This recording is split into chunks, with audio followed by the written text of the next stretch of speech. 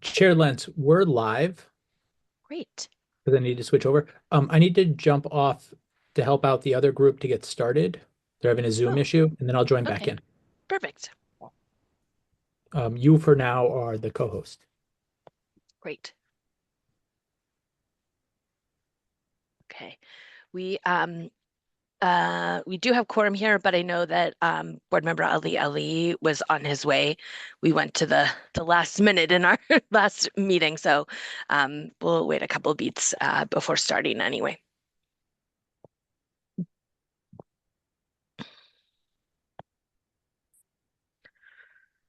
Let me get my script up.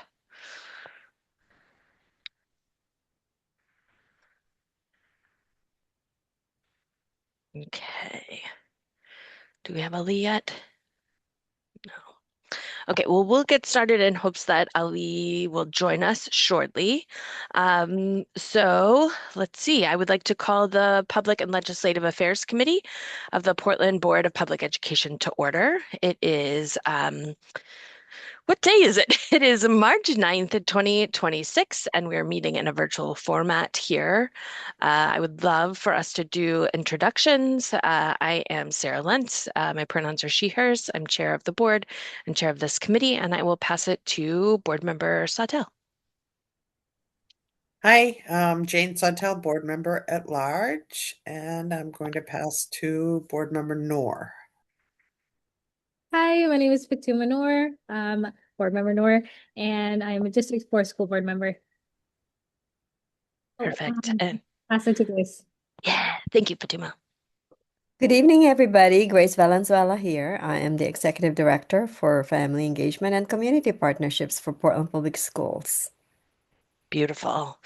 So tonight we have three items on our agenda. So we're going to hear from Superintendent Scallon, who was able to go up to Augusta today for the public hearing on the bill 2226, which is the EPS funding bill that is now at the committee level.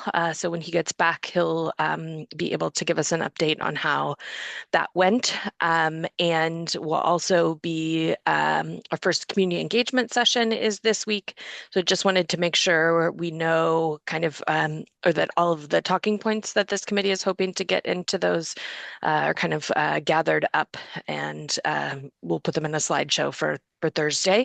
And then finally, just looking at the bill tracker once again, though there's not much happening this week outside of what happened today, but just want to go over what is happening as we move through these last couple of weeks in the legislature. Is there anything else that anybody wanted to add to the agenda for today? I just want to plug the Parent University Ah, sessions. beautiful. We'll add that onto the agenda. And we can even do those right after we do public comment, Dr. Valenzuela.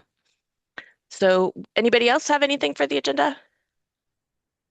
Okay, then with that, I would love to open public comment. If there is anybody here for public comment, you can raise your Zoom hand and we're happy to move you over.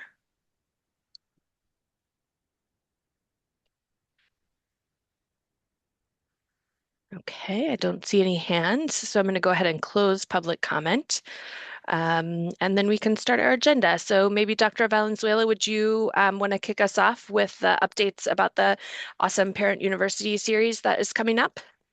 So we have a lineup of parents as advocates, is what in overall title of the series is.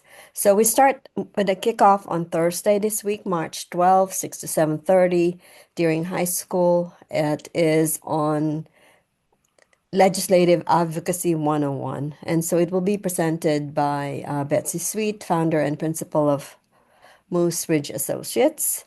And then on March 18th is the session on learning from leaders, how to build successful education advocacy campaigns.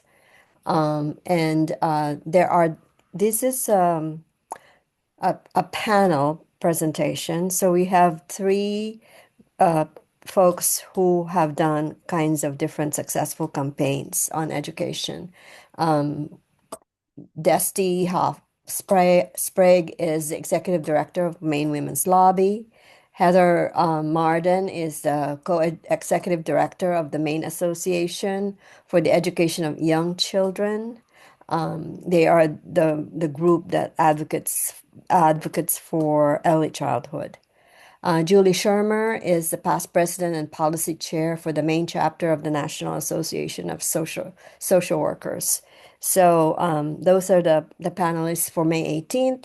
And then on April 2nd, we have Understanding Maine's Essential Programs and Services. Dr. Amy Johnson from CPAIR, MEPRI, will be doing the presentation. All sessions are at Deering High School, 6 to 7:30, and we will make our best effort to record a session so that those people who can't be there can watch it at their own time. So we will post it at the Parent U website. Beautiful. And Grace, did you want to mention the special education one that's coming up also? That got scheduled last week too, didn't it? Did I Yes, make that up? but no, it's not quite there yet. So we're Okay, not. just kidding. I thought I saw an We're- announcement come out. My mistake. Yeah, it's coming up, but I think that I want to make sure that this engagement session plus the community engagement session, we have 5 of them, uh, will be at the center of people's minds at this time. Perfect. Perfect. Special Thank you. ed will be in April. Perfect. Okay, beautiful. And is the Portland Public Schools account? Okay, great. It is Superintendent Scallon. So Superintendent, while you were gone, we just got an update on the Parent University series that's coming up around advocacy and the EPS formula. But I thought it might be helpful tonight if you gave just an update from Augusta today about the public hearing that happened, kind of like what was happening in the room. And just for context for those that are listening at home and for board members who maybe aren't able to stay on top of all the fast moving pieces. So last Thursday, we found out that the bill had been drafted and that it was coming up in committee today for a public hearing.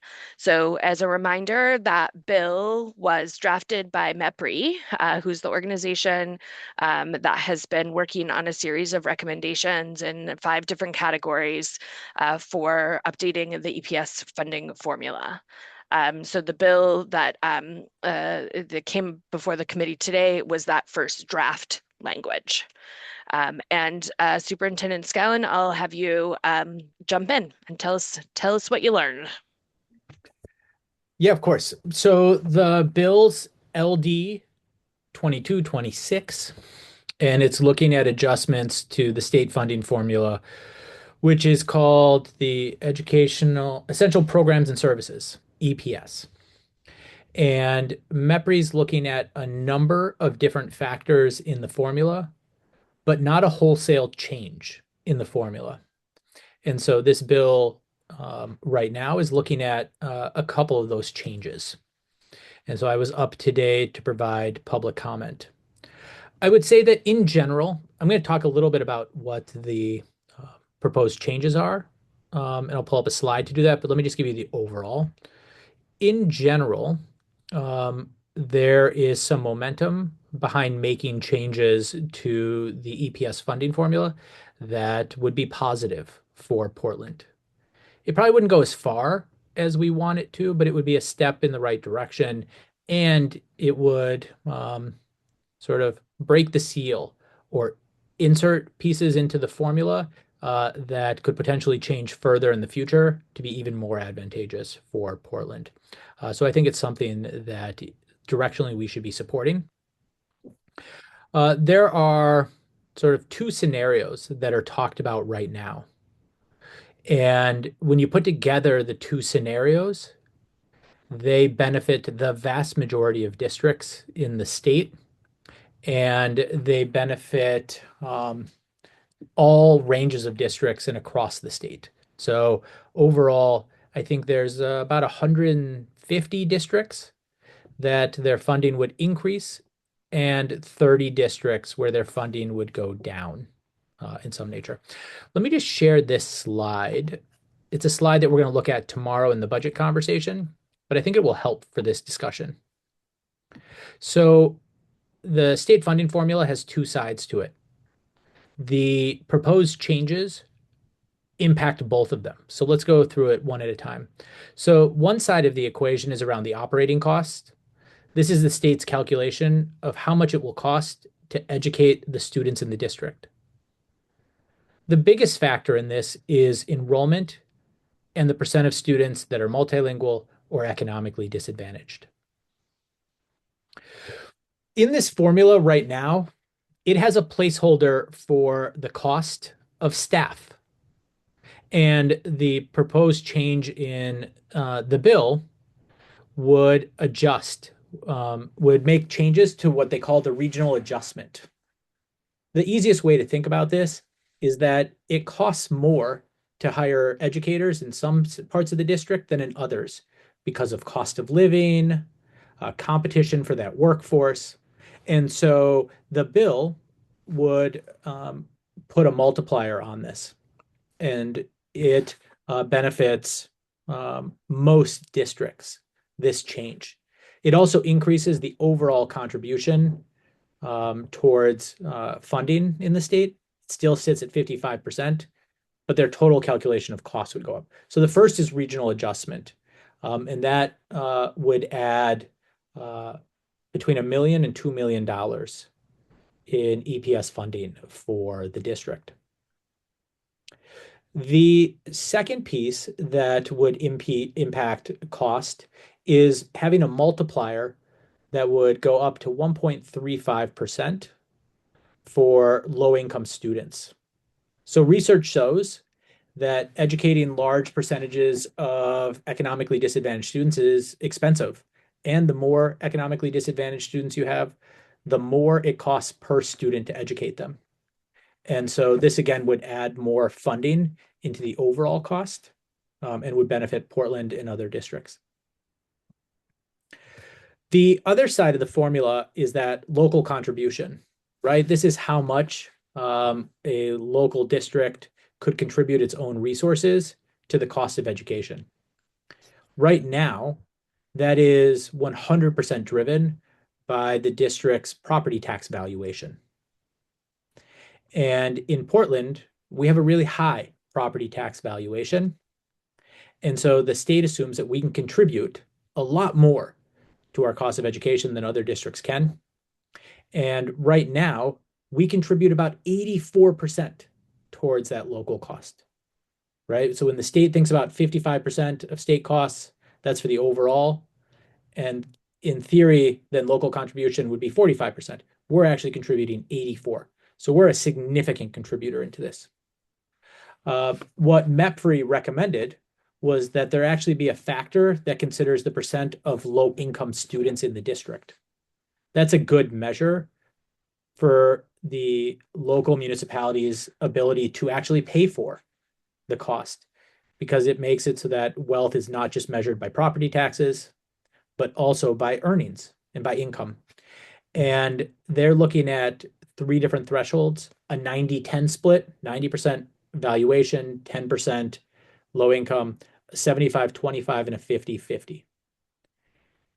It's likely that they're going to land on one of the higher ones and probably the 90-10. And so, but that has the effect, even at 90-10, of lowering our local contribution and would result in around $2 million of additional funds for the district. And so overall, directionally, this is great. There's one additional factor that we provided testimony on and encouraged them to consider. I'm less optimistic on this piece getting in, which is that right now, the way that the state tries to control big swings in your state funding is by taking an average of 2 years of enrollment and taking the average of 3 years of property valuation. The challenge is that the mill rate that the state calculates, this is a state calculated piece, not the actual mill rate, can change significantly from year to year. This year, it changed by about 50 cents. A 10-cent change in that mill rate is about a $2 million impact to Portland. And we can't get visibility into or forecast that because we don't control how much it costs to educate in other districts. We don't control their enrollment. We don't control their property valuation. And we don't control whether or not they're a minimum receiver. And so each year that changes, it could show potentially wide swings. And this year, when we're talking about a $4 million reduction in state funding, $3 million of that is because of that property valuation side of the equation. And so we did suggest that they put what I'm going to call a breaker on so that any district that would lose more than 10% of their state funding, the breaker would engage and cap them at that amount so that districts could do better long-term planning and not just see wide swings in state funding. So overall, districts seem really positive on this. I will say that if we're thinking about Portland, most of our elected officials only represent Portland in the delegation. But there are two that are split. One is Senator Jill Dusan, who represents Portland and parts of Portland and parts of Westbrook. And the good news is that Westbrook is also a winner in these changes, and so will likely be supporting it. The other is Representative Crockett. Representative Crockett represents parts of Portland and parts of Falmouth. And the proposed changes end up in a net loss for Falmouth in the two scenarios they've run so far. And so if we were to think about outreach and engagement, Representative Crockett is one who's in a difficult spot where one of his district gains and the other is slightly lower. So just want to share that with you.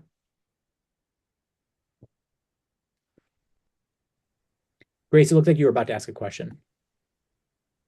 Not really, but I was just curious what other communities will this change be advantageous to? It's really significant. It's the vast majority. And so districts that serve a large percentage of low-income students benefit. Districts that maybe don't serve a really high percentage, but are in a high cost area benefit from changes in the regional adjustment. And so if you take any one of those proposals by itself, it's harder because there's a lot more swing between districts being gainers and losers in it. But when you take those two proposals together, of changing both the operating costs and the local contribution, that's where you end up with a significant number of districts really benefiting. In our area, the districts that go down in this are really the high property valuation districts that don't serve very many low-income students, a Falmouth, a Scarborough. Yeah, I would just add that I was able to listen to about an hour of testimony, and there were a couple of other things that I felt like were consistent themes, which and one like even in the forecast that they've run so far to see how this would play out, like the biggest loss of any district is about $1 million. So I think it's helpful to like think in that scale. And as I was sitting there listening, it was just like, oh, right, but we just lost $4 million. And so anyway, I thought that was interesting. There was a good amount of conversation around putting I can't remember the exact term, superintendent, maybe you can, but like a harmless clause in it that basically would like whatever schools are getting funded right now, they would not go down moving forward. that they would at least be guaranteed what they have right now moving forward, which I thought was an interesting thing. That would, I think they said it would cost about $11 million or something to be able to move that forward and add that to the bill. So I think that that's interesting. And then there was also a lot of comments about that. The part of the recommendations around special education really haven't been fleshed out yet. And so there was a lot of comments really urging the committee to not include special education adjustments until there was more information. So I think it will be interesting to see kind of like what does get moved forward, what doesn't. And I just want to also just like say out loud that I think you know, I think that we could like recover some of the loss that we experienced this year moving forward, but I don't see in any of these things that are being proposed that we're going to like start gaining money in a big way. So I just want the public to like level set around that like yes, what is being proposed is better, but it's not going to be like uh, what we hope. So I just want to level set around those expectations. Do any other board members? Oh, Superintendent, go ahead.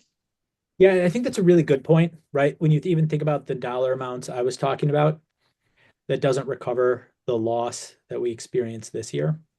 And so I think it's worth acknowledging that.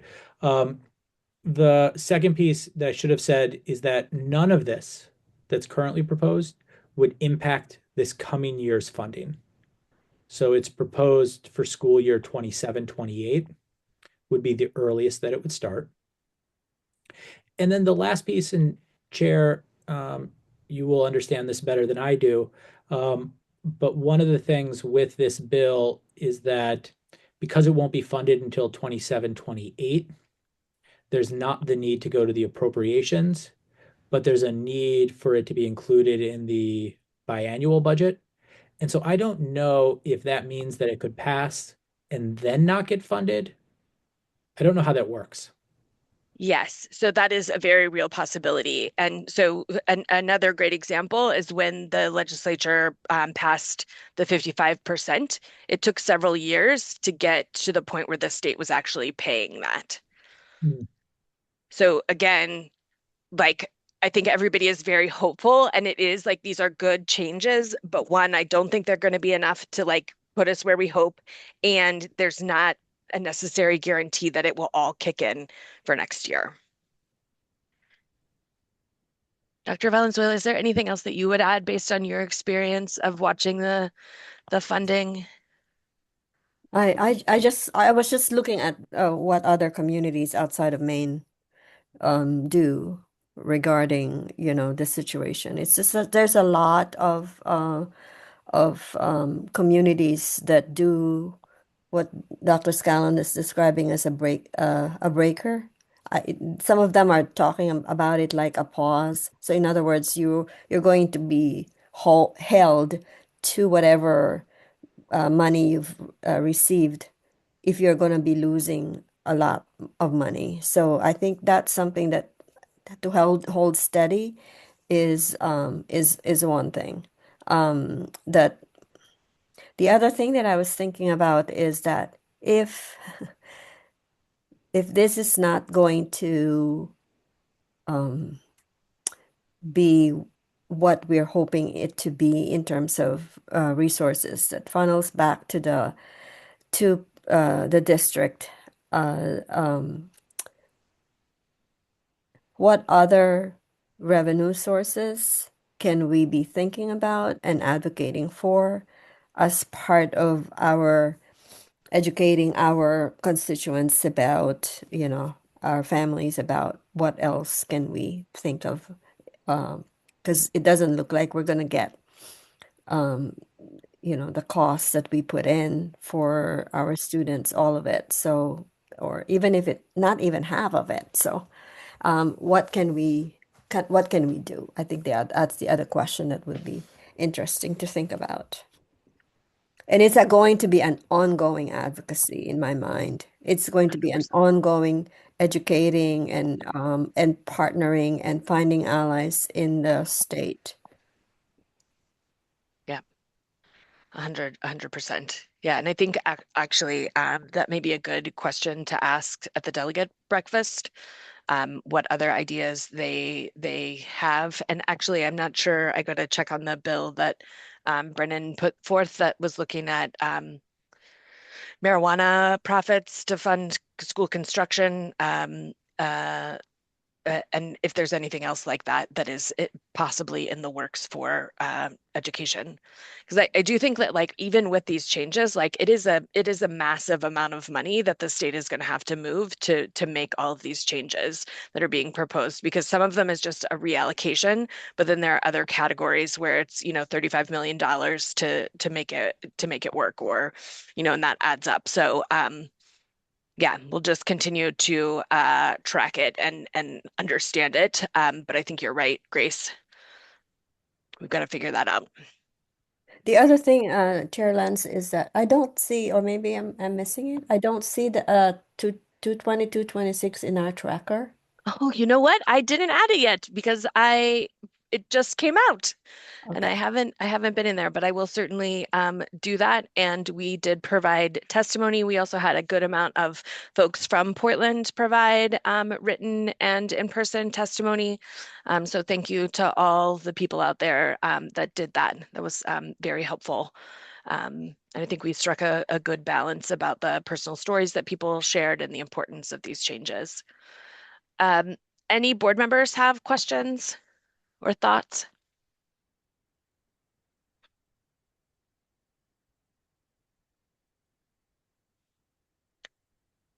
All right. Well, as you do, please ask them because there's so much to learn about this. It does feel like a graduate level course that we are all involved in right now. So up next, yeah, Superintendent, go ahead. Just say one other thing, is I appreciate the flexibility that you had on this chair, and on the committee, because as we saw, the things move really fast, right? This came out last week and the public hearing was today. And so being nimble on this, and to Grace's point, I think we really have to pay attention to any of these things that impact funding, and the advocacy, because small changes uh, can have significant adjustments in what it means for Portland, and particularly on the negative side. And so uh, watching school construction and how that shapes up will be particular of interest. Any other local income options will be of interest. And so, yeah, just appreciate the committee for the flexibility and the ability to get up there today to testify. Beautiful. So up next, we have just making sure that we're all aware of the community engagement sessions that are coming up. So Thursday, we have our first one at King. And just wanted to take a couple of minutes to just, Superintendent, I don't know if you had already started on a PowerPoint or kind of like a talking point. So I think if we wanted to just I'll be on the same page about like what is the content that we're going to deliver at those. In the past, we have usually done like 20 minutes of content and then 40 minutes of Q&A to make sure that whatever's in the room gets addressed. But just wanted to, yeah, see what folks felt like was important to include in that initial presentation or PowerPoint. Chair Lance, it is on the 11th, Wednesday. Oh, that's right. I'm sorry. I was thinking it was Tuesday. I apologize that today was Tuesday. Today is Monday. So it is Wednesday, the 11th. And it's at King Middle School at what time? Dr. It's Valenzuela? at 6 o'clock, 6 to 7:30 at King. Perfect. Board members, I would love to hear from you about what you feel like is important to make sure that we address in those meetings.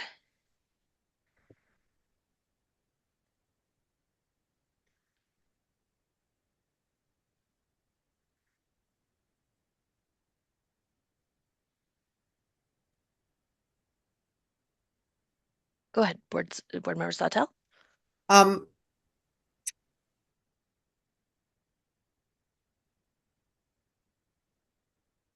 Oh, you're on mute, or I couldn't talk. hear you. And oh, no, I'm not. Oh, now I can hear you. Can you hear me now? Oh, it's yeah, my Wi-Fi is cutting in and out. Um, Do you want to turn your video off and maybe that will help your bandwidth? yeah, we'll see. Is that better? Yes. Okay. I just I really think it's important, especially where we have some kind of controversial things that are happening right now, that we make sure that we leave plenty of time for um, uh, really listening to people rather than feeling the need to answer everything immediately, if that makes sense. Yes, it makes total sense. And the only reason I think that we should do some sort of presentation at the top is that in the last couple of years, people have come expecting some sort of presentation, and then when it's not there, there's been a decent amount of confusion. So I think a short presentation with like topics and a basic information, and then we can drill down based on what people want to talk about. I'm sorry that I just said drill down. I strike that from the record. Fatuma or Ali, do you have thoughts or questions that you think we should make sure to include? As of right now, no, I don't. Okay. I think it would be helpful to do a budget primer of what the budget looks like, the trade-offs that are being made, and the tax rate. Yeah, Fatuma, go ahead. It has been horrible today. But I did talk to Ryan about this. If we could have like a frequently asked questions, like things that topics that we're receiving emails about, topics that we're hearing about in the community regarding the budget, if we could have those within the primer, that would be amazing. That's great. Do you think we could bring those printed, Superintendent Scallon and Grace?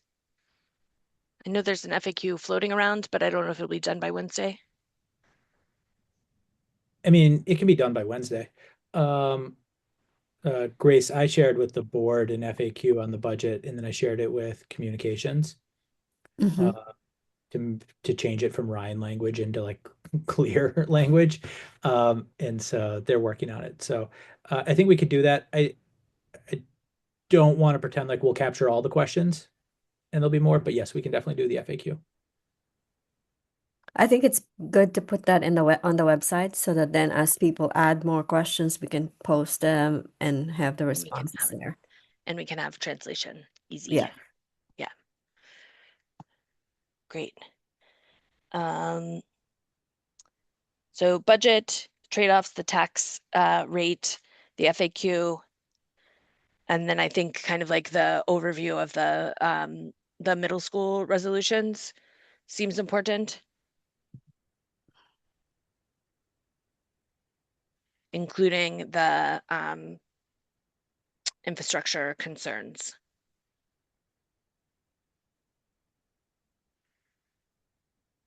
None as well. What was that? Nah, nah, I'm trying to give you an answer. None. Oh, okay. And then I think it might be helpful. We don't have to put it in a slideshow, but just if people are interested in what's happening with EPS at the state level, and if by the time we get to those engagement sessions that we have an ask for them, I think that would be helpful. Yes, Here, I think that every one of the topics you just named or an hour um, and a half in their own. are an hour and a half. Uh-huh. Um, and so, especially because they're all multi-layered. And so, um, I wonder if we can talk more about how to put this together so it's not just slides, right? And perhaps there's board members that each take a topic Hmm. and folks can rotate through. Like but sometimes people want to stay whole group. I don't know how to exactly facilitate this. So I'm just worried about the scale of topics. Yeah, does anybody have any thoughts on that? Scale as in like the amount of different topics that we were hoping to discuss. Both the amount, like I think we named 4 or 5 topics, and uh, the question around the capital improvement budget and the facility needs at Lincoln. That's a long conversation. The middle school resolution is a long conversation. The budget is going to be a 50-minute presentation tomorrow, and so I think it's hard to distill any of those down to 3 minutes. We can try. Yes, I mean, let's just, I don't know, let's be reasonable. Let's be honest and reasonable. So this would be my best advice. But not to add anything to your plate, but is there any way you can go through the funding of just multicultural, multilingual funding and things like that, and to see if there's going to be any changes and whatnot? Because I remember, past year I've kind of been trying to get those numbers, but I think it'd be good to look at it during budget season. So Yeah, that will come tomorrow night at the board. yeah, tomorrow. Yeah. Okay. But is there anything for the community engagement sessions? Like, I mean, yeah, Board Member Sawtelle, go ahead. There seems to be a lot of confusion in the public about the time frame for the Lincoln decision. So I think it's important to explain to people what a calendar, would look like. Like people are acting as though the doors are going to be locked next week and they're all going to be homeless, Yes. How many of you are coming to the session at King? Are any of you? I guess I should start. Okay, Jane, you'll be there. I'll be there. Great. Fatuma or Ali, are you planning to be there on Wednesday? I will do my best. I can't make any promises though. Okay. Yeah. There are only 2 members who signed up Okay. on the sheet. It's Is that just me and Jane? yes. Well, I mean, I think like I could have a group, and if we wanted to try that, depending on the amount of people that show up. Or we could just do like these are the things that a lot of people in the community are asking about and talking about. I don't know. I feel like I'm trying not to decide for the group what we do here, but I can if that's what people want me to do. I don't Superintendent. know if there are just 2 of us there. I'm not sure that splitting the group is going to be that effective because I think somebody should take notes. Yeah. What? Yeah, I generally agree with Jane on that piece. If there's just 2 of us, what do you think if I'll put together some slides? I don't know exactly when, but it'll probably be between Tuesday and Wednesday at 6 o'clock. But I can put together a quick like 1 slide overview for each of the topics. Yeah. And if I talk through them quickly, and then board can add any color, and then we go to public questions. Yeah. That sounds Okay. right. But I think limiting it to 1 slide each will just force like a quick summary. Great. Okay. Beautiful. Do we have an agreement on the topics? Did you write? I said budget, Yep. middle school resolution, Yep. middle school infrastructure, or building, you could say building infrastructure, maybe more generally, and then EPS. Okay. Which if one of those we had to cut, I'd cut EPS, I think. We're not going to get any more questions about boundary stuff, right? That's, You never know. well, So we could be prepared for those if we come up, but I don't think we need to like put that in the outline. Okay. I can imagine that there'll be people have a one issue, particularly pertaining to the budget, who will come and then put it out there. So there will be those people as well. Yeah. Yeah. Yeah, and I think they all are very different. Everyone is very different in who attends and kind of what people want to talk about. So um, I think it's a great way to just answer people's questions and build relationships. So excited to see how we do this year on these. Okay, is there anything else that anybody needs or wanted to raise in this group? Okay, then I'm going to move to adjourn. Is there a second? Second, Adjournment? Thank third. you, Ali. Ali. All those in favor of adjourning? Okay, we are adjourned at 8:13. I will see you all tomorrow. Bring snacks. It's going to be a long one. But have a good night and get some rest in the meantime. Thank Take you, good care. guys. Right.